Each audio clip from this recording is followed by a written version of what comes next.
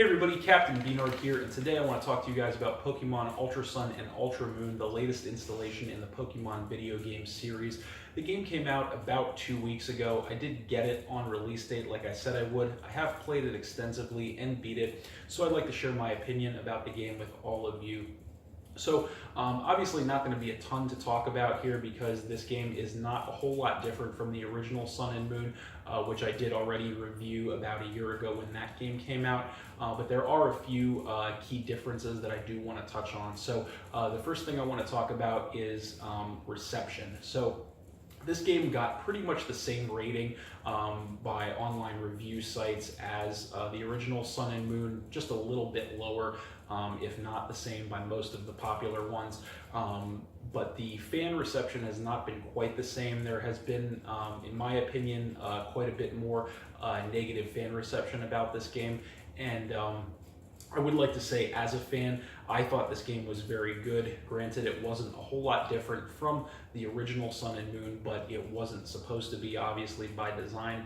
So I would like to say that I think that the people who have a negative opinion of this game, for the most part, were probably holding this game to too high a standard. Because this is not a new generation or anything like that. This is just supposed to be an upgraded version of the original Sun and Moon.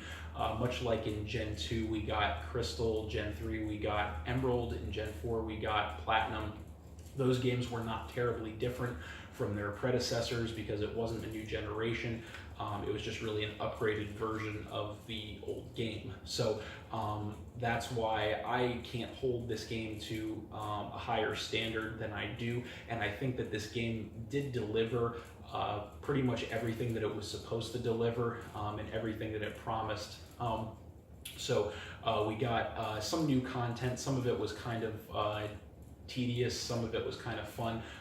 We got the Mantine surfing, which was kind of cool but kind of pointless also. The traveling through the Ultra wormholes, which was again kind of tedious but kind of cool in the same sense. So the controls were pretty clunky on that, but and then we did actually get some new Pokemon, some new Ultra Beasts, which is actually a little bit more than we should have expected, I think. Obviously, not factoring in the spoilers that told us we were going to get them.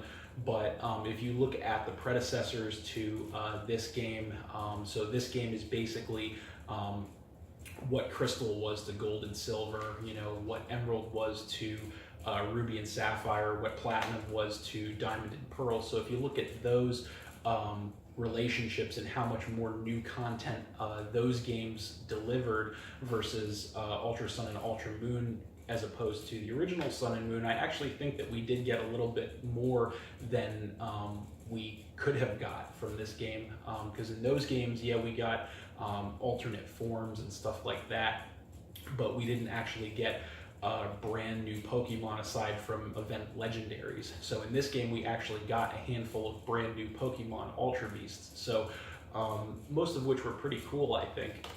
So that is definitely a big plus in my opinion for the game. We also got quite a bit of an expanded story mode. It took me quite a while actually to beat the story mode on this game. It took me upwards of 25 hours actually to complete it. Now granted, I was going back and trying to get everything that I missed once I got the ride Pokemon and all that kind of stuff. I was trying to play the game to completion. I wasn't just blazing through it as fast as I could, but still that is quite a lengthy campaign mode for this game, even more so than the original Sun and Moon, which in my opinion was a pretty lengthy campaign mode as well. We also got more of an extended post-game too, with the Ultra Beasts and all that kind of stuff, which I think was cool and obviously definitely enhanced the game in my opinion. So I think that we did get a little bit more than we bargained for in that sense as far as the game goes. The only thing that I really think is a drawback to this game, and the one thing that I think that should have been a reasonable expectation from this game that we did not get, is more Alolan forms. Now in Sun and Moon we only got I think 10 to 20 actual Alolan forms, and so in this game, I was kind of expecting about the same amount of new Alolan forms, even though the spoilers weren't there or anything like that. I was still kind of expecting to get that, because if you look back to Gen 6 with Omega Ruby and Alpha Sapphire as opposed to X and Y, we pretty much doubled the amount of Mega Evolutions that we got in those games as opposed to X and Y. So I think it was definitely a reasonable expectation, since Alolan forms are kind of the gimmick of this generation, like Mega Evolutions were the gimmick of Gen 6. I think it was definitely reasonable of us to expect more Alolan forms in these games, and why we didn't get them, I'm not really sure, because that seemed like kind of a no-brainer to me, that a way to introduce new content without actually creating brand new Pokemon. So I am kind of shocked and a little disappointed that we didn't actually get any of those. But you know, what can you do? So the other thing I want to mention is Z crystals. We did get quite a few more new Z crystals in this game, more exclusive Z crystals for Gen 7 Pokemon, and I'm kind of split on that front, to be honest, because I feel like it's kind of cool, yes, but at the same time, I feel like they're kind of overdoing it with the Z crystals. But again, Z crystals are kind of the gimmick of this generation as well, in combination with the Alolan forms. Actually, after Ultra Sun and Ultra Moon, I would even say that they're more the gimmick of this generation, because they didn't give us any new Alolan forms, and they did give us quite a few new Z crystals. So, I'm not a huge fan of the Z crystals, to be honest with you guys. There are some that are cool, some that aren't, but overall, I just feel like they're kind of flooding us with them, like they just gave us too many, and the more of them that you have, that kind of takes away from the collective value of them, and of the value of each individual Z crystal kind of decreases with that.